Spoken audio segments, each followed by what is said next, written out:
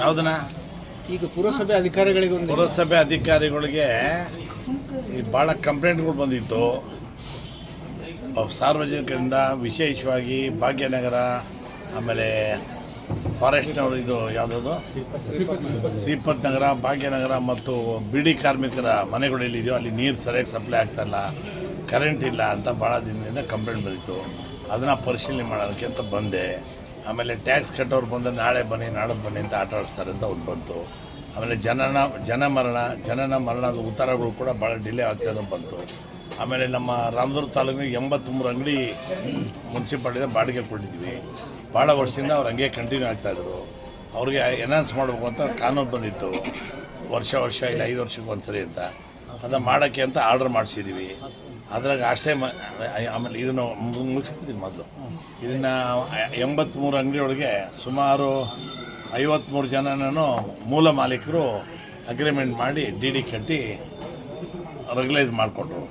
ಇನ್ನು ಅದ್ರಾಗೆ ಸುಮಾರು 32 ಜನ ಬೇನಾಮಿ ಅಲ್ಲಿದ್ದಾರೆ ಅಂತ ಗೊತ್ತಾಯಿತು. ಬೇನಾಮಿ ಇದ್ದರೂ ಕೂಡ ಅವರು ಬಡವರೇ, ಅವ್ರು ಹೆಂಗೋ ಕಷ್ಟಪಟ್ಟು ಅವರು ಅವತ್ತಿಂದ ಯಾರೋ ಮೂಲ ಮಾಲೀಕರು ತೊಗೊಂಡು ಬಾಡಿಗೆ ಕೊಟ್ಟು ಪಾಪ ಅವರು ಅದನ್ನೇ ಬಾಡಿಗೆ ಕೊಟ್ಕೊಂಡು ಅವರು ಅದು ಮಾಡ್ಕೊಂಡಿದ್ದಾರೆ.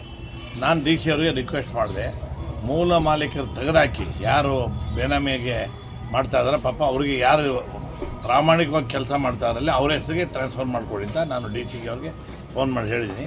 ಅದು 25 ಮನೆಯನ್ನು ಪಂಚನಾಮೆ ಮಾಡಿ ವಿಟ್ನೆಸ್ ತೊಗೊಂಡು ಇಂತಿಂಥವರೇ ಒರಿಜಿನಲ್ ಇದ್ದಾರೆ ಅಂತೇಳಿ ಅವ್ರ ಹೆಸರಿಗೆ ನೀವು ದಾಖಲು ಮಾಡಿಕೊಡಿ ಅಂತ ನಾನು ಡಿ ಸಿ ಅವ್ರಿಗೆ ಹೇಳಿದ್ದೀನಿ. ಡಿ ಸಿ ಅವರು ಚೀಫ್ ಆಫೀಸರ್ಗೆ ಸೋಮವಾರ ಮಂಗಳವಾರ ಮುಂದಿನ ಫೈಲ್ ತೊಗೊಂಬನ್ನಿ, ನಾನು ಡಿಸಿಷನ್ ಮಾಡ್ತೀನಿ ಅಂತ ಹೇಳಿದ್ದಾರೆ. ಇವ್ರಿಗೆಲ್ಲ ಅಲ್ಲಿರೋ ಅಧಿಕಾರಿಗಳಿಗೆಲ್ಲ ಸ್ವಲ್ಪ ವಾರ್ನ್ ಮಾಡಿದ್ದೀನಿ. ಆಮೇಲೆ ಆಶ್ರಯ ಮನೆ ಕಟ್ಟೋಕ್ಕೋಸ್ಕರ ನಾವು ಒಂದು ಪ್ಲ್ಯಾನ್ ಮಾಡ್ತಾಯಿದ್ವಿ. G+2 ಮಾಡಿ ಈಗ ಅಲ್ಲಿ ನಮ್ಮ ರಂಕಲ್ಕೊಪ್ಪದ ಮುಂದೆ ಜಾಗ ಇದೆ. ಆಮೇಲೆ ಇನ್ನೂ ಸ್ವಲ್ಪ ಜಾಗ ತೊಗೊಂಡು ಎಲ್ಲ ಮನೆ ಇಲ್ದಿರೋರಿಗೆ ಪ್ರಾಮಾಣಿಕವಾಗಿ ಯಾರು ಮನೆ ಇಲ್ಲ ಅವ್ರಿಗೆಲ್ಲ ಒಂದು ಮನೆ ಕಟ್ಸ್ಕೊಳ್ಳೋಕ್ಕೆ ಸ್ಲಮ್ ಕ್ಲಿಯರೆನ್ಸ್ ಕೊಡಿಂದ ಒಂದು ಪ್ರಪೋಸಲ್ ರೆಡಿ ಮಾಡ್ತಾಯಿದ್ವಿ.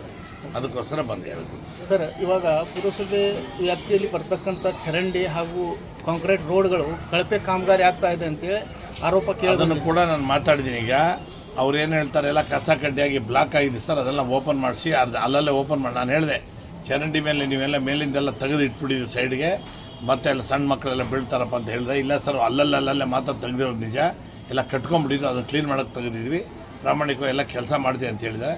ನಾನು ಹೇಳಿದೆ, ನಾನು ಕೂಡ ಪ್ರತಿಯೊಂದು ವಾರ್ಡ್ಗೂ ಇನ್ನು ಮುಂದಿನ ವಾರದಿಂದ ಪ್ರತಿಯೊಂದು ವಾರ್ಡ್ಗೂ ವಿಸಿಟ್ ಕೊಟ್ಟು ಅಲ್ಲೇನು ಕಳಪೆ ಕಾರ್ಯ ಇದ್ದರೆ ಅವ್ರ ಮೇಲೆ ನಾನು ಆ್ಯಕ್ಷನ್ ತೊಗೋಬೇಕು ಅಂತ ನಾನು ಹೇಳಿದ್ದೆ. ಸರ್, ಈಗ ಲೋಕಾಪುರ ಟು ಧಾರವಾಡವರೆಗೆ ರಾಮದುರ್ಗ ಮಾರ್ಗವಾಗಿ ರೈಲ್ವೆ ಹೋರಾಟ ಸಮಿತಿ 1 ವರ್ಷ ಆಗಕ್ಕೆ ಬಂತು ಹೋರಾಟ ಮಾಡಿ. ತಾವು ವಾಗ್ದಾನ ಮಾಡಿದ್ರಿ ರೈಲ್ವೆ ಹೋರಾಟ ಸಮಿತಿಗೆ. ವಾಗ್ದಾನ ಏನಂತ ಮಾಡಿದೆ ನಾನು? CM ಅವ್ರ ಕಡೆ CM ಹತ್ರ ಹೇಳ್ತೀನಪ್ಪ ಅಂತ ಹೇಳಿದೆ. ಇದು ನಮ್ಮ ಮುಖ್ಯಮಂತ್ರಿಗಳ ಹತ್ರ ಆಗಲಿ ನಮ್ಮ ರಾಜ್ಯ ಸರ್ಕಾರಕ್ಕೆ ಅದು ಏನು ನಮ್ಮ ಹತ್ರ ನಾವು ಏನೂ ಮಾಡೋಕ್ಕಾಗಲ್ಲ. ಅದು ಏನಿದ್ರು ಕೇಂದ್ರ ಸರ್ಕಾರ ಮಾಡಬೇಕು. ಕೇಂದ್ರ ಸರ್ಕಾರ ಸೋಮಣ್ಣವ್ರು ಬಂದಾಗ ನಿಮ್ಮವರು ಭೇಟಿ ಮಾಡಿದ್ದಾರೆ, ನಾನು ಬೆಂಗಳೂರು ಬಂದಾಗ ಭೇಟಿ ಮಾಡಿ ಎಲ್ಲ ಕಡೆ ನಡೀತಾ ಇದೆ. ಅವ್ರ ಬಡ್ಜೆಟ್ ನೋಡ್ಕೊಂಡು ನಾವು ಮಾಡ್ತೀವಿ ಅಂತ ಅಶ್ಯೂರೆನ್ಸ್ ಕೊಟ್ಟಿದ್ದಾರೆ. ಯಾವ ಮಾಡ್ತಾರೆ ನಮ್ಗೆ ಗೊತ್ತಿಲ್ಲ, ಅದು ಕೇಂದ್ರ ಸರ್ಕಾರ ಸಂಬಂಧಪಟ್ಟಿದ್ದು. ನಾವು ಪ್ರಾಮಾಣಿಕ ಹೋರಾಟ ಮಾಡ್ತಾ ಇದ್ದೀವಿ. ಈಗಾಗಲೇ ಕೇಂದ್ರ ಮಂತ್ರಿ ಆದಂಥ ಅಶ್ವಿನಿ ವೈಷ್ಣವರವು ಒಂದು ಆದೇಶ ಮಾಡಿದ್ದಾರೆ, ಮರುಪರಿಶೀಲನೆ ಅಂತೇಳಿ. ಮರುಪರಿಶೀಲನೆ ಮಾಡಲಿ. ನಮ್ಮ ಸರ್ಕಾರದ ಏನು ನಮಗೆ ನಮ್ಮ ಪಾರ್ಟ್ ಆಫ್ ದಿ ಹೆಲ್ಪ್ ಬೇಕೋ ನಾವು ಅದನ್ನು ಮಾಡೋಕ್ಕೆ ರೆಡಿ ಇದ್ದೀವಿ. ಬರೀ ಧಾರವಾಡ ಇದ್ರದ್ದು ಒಂದೇ ಅಲ್ಲ, ಲೋಕಾಪುರದ ಒಂದೇ ಅಲ್ಲ, ಬೇರೆ ಎಲ್ಲ ಕಡೆನೂ ಕೂಡ. ಈಗ ಹುಬ್ಬಳ್ಳಿ ಟು ಬೆಳಗಾವಿಗೆ ಹೋಗ್ಬೇಕಾದ್ರೆ ನಾವು ಲೋಂಡಾ ಖಾನಾಪುರ ಸುತ್ಕೊಂಬರೋದು, ಅದು ಕೂಡ ಡೈರೆಕ್ಟಾಗಿ ಮಾಡಿ ಅಂತ ಹೇಳಿದ್ವಿ. ಅದು ಕೂಡ ಒಂದು ಪೆಂಡಿಂಗ್ ಇದೆ, ಅದನ್ನು ಮಾಡ್ತೀವಿ ಅಂತ ಹೇಳಿದ್ದಾರೆ. ರೈಲುಗಳಂತೂ ಜಾಸ್ತಿ ಮಾಡಿದ್ದಾರೆ, ಬೆಳಗಾಂ ಟು ಆಗಲಿ, ಬೆಂಗಳೂರು ಟು ಬೆಳಗಾಂ ಆಗಲಿ, ಧಾರವಾಡಗೆಲ್ಲ ಬೇಕಾದಷ್ಟು ಟ್ರೈನ್ಗಳಂತೂ ಪ್ರಾಮಾಣಿಕ ಎಲ್ಲ ಕಡೆ ಚೆನ್ನಾಗಿ ಮಾಡಿದ್ದಾರೆ.